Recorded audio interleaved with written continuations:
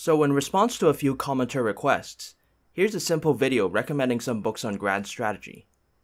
Obviously, these reflect my own opinions and biases, so if you want to, please add your own recommendations in the comments, or else treat the video like the belated April Fool's joke that you think it is. In my opinion, a good book on grand strategy has the following elements. 1. Actually about grand strategy. Pretty obvious, but looks can be deceiving. If grand strategy is about using state-level resources to achieve state-level goals, then a grand strategy book needs to focus on that relationship between means and ends, whether by analyzing how states can fully exploit their resources, or what policies lead to what outcomes, and so on. This is my complaint about John Lewis Gaddis's book on grand strategy, which focuses on the idea of means and ends to such an extent that it's really a book about decision-making. Which is fair enough, given the Yale professor's role in teaching the US elite, but that's not what I bought the book for. 2. Careful about simplifying history. Writing history implies simplification, and even more so when you're trying to prove some strategic argument. But a good book takes care not to simplify so much as to lose persuasiveness. You can lose persuasiveness by overlooking too many facts, as seen in Graham Allison's Destined for War.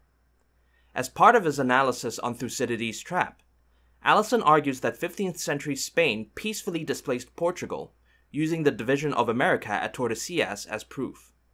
But that overlooks the War of the Castilian Succession between them during that period, and the various colonial skirmishes and threats that continued afterwards. Simplification also shouldn't result in something untrue. Edward Luttwak, in The Rise of China versus the Logic of Strategy, argues that classical Chinese strategy was made in a context of all states sharing the same culture, hence why it stresses pragmatism, flexibility, and intrigue. But during the time of Sun Tzu, not only were the various states arguably not of the same culture, they also had extensive interactions with non-Han, both during the period and for centuries afterwards. In general, the more historical or strategic ground a book has to cover, the more it has to simplify, and the greater the potential for trouble. Part of avoiding the simplification problem, therefore, is to limit the scope of the book. 3. Limits historical details. The other side of the coin is too much detail, which is a problem of readability. For example, Michael Barnhart's Japan Prepares for Total War is an incredibly informative but unfortunately dense book, full of coal and vanadium allocations, meetings between ever-shifting Japanese factions, and, on top of that, the view from the US, which makes it a pretty hard read. On the other hand, too much detail can come in the form of inserting lower-level analysis in a strategic-level text. Andrew Field's Royal Navy Strategy in the Far East, 1919 to 1939, expertly shows the naval dilemmas faced by interwar Britain, but the argument is broken up and diluted because of the inclusion of British fleet tactics and discussions of what ship goes to what port. Limiting detail is a real problem for 20th century grand strategy because of the sheer volume of information available, but the previous rules of simplification apply. Not too much, and not in a way that is completely unjustified by the facts.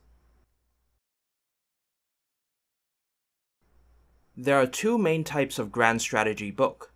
The first is what I call structural analysis, which seeks to lay down general rules for grand strategy. Within it, there is geopolitical analysis, which analyzes what resources or terrain incentivize what outcomes, and strategic analysis, analyzing what state actions produce what outcomes. The second main type is historical analysis, which instead of general rules, is focused on actual history and leaves the job of figuring out rules to the reader. Within it are books dealing with either a specific or broader historical scope. Before we begin, I have to declare my biases here. As a person who studied politics and international relations in the UK, I prefer the British school of analysis, which is more word-based and generalist, compared with the US emphasis on statistics and specialization. An example of US-style strategic analysis is Alistair Ian Johnston's cultural realism, which statistically analyzes Chinese texts and Ming Dynasty policy to argue against the idea that China's strategy is more peace-loving than others. It's a fairly complicated read. For me, the first chapter of Joost Gomens's book, Mogul Warfare, contains a superb geopolitical analysis of early modern India, and that's why his was the subject of my first video.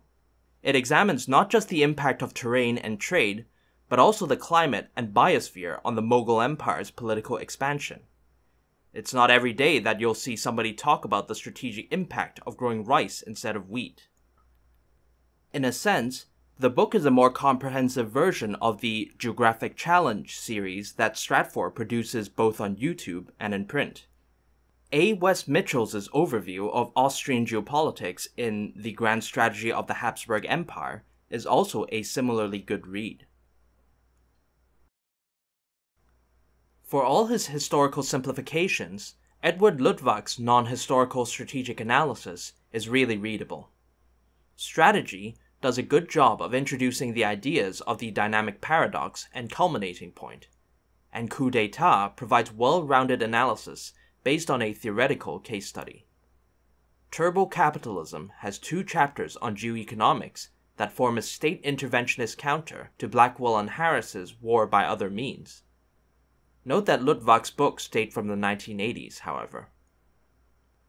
For strategic analysis based on historical research, I recommend Rebecca Barron-Matzke's book Deterrence Through Strength, which by analyzing 3 British diplomatic crises in the 1840s and 50s, applies and refines the theory of deterrence to 19th century sea power, in particular the concepts of persuasion and signaling.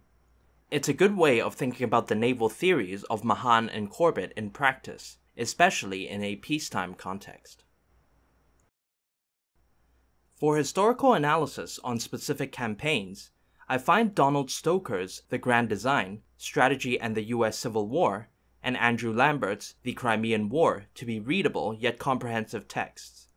Covering events from the operational level upwards, they demonstrate that strategy is not just a matter of having the right plan, but also being able to coordinate said plan between different actors. As an additional bonus, YouTube has videos of both authors lecturing on their respective subjects, though Andrew Lambert's is more operationally and tactically focused. For historical analysis that focuses on one country over an extended period, Jeremy Black's From Louis XIV to Napoleon analyzes France's grand strategy throughout the 18th century, showing how both its long-term financial troubles and short-term political choices caused it to lose out to Britain. For analysis that focuses on a set of countries within a specific period, Joe Maiolo's Cry Havoc analyzes the pre-World War II economic and production strategies of the major Allied and Axis powers. Lastly, for macro-historical analysis, I would recommend Paul Kennedy's The Rise and Fall of Great Powers, though I would note that the scope of the book is so broad that the only strategic theme clearly present is the long-term importance of economic and productive power, which is true enough but leaves out the impact of short-term strategy. Obviously, this list reflects my own reading, tastes, and knowledge background, so again, feel free to add in your opinions in the comments. For now, thank you for watching. I'm Strategy Stuff. Please like and subscribe, and take care.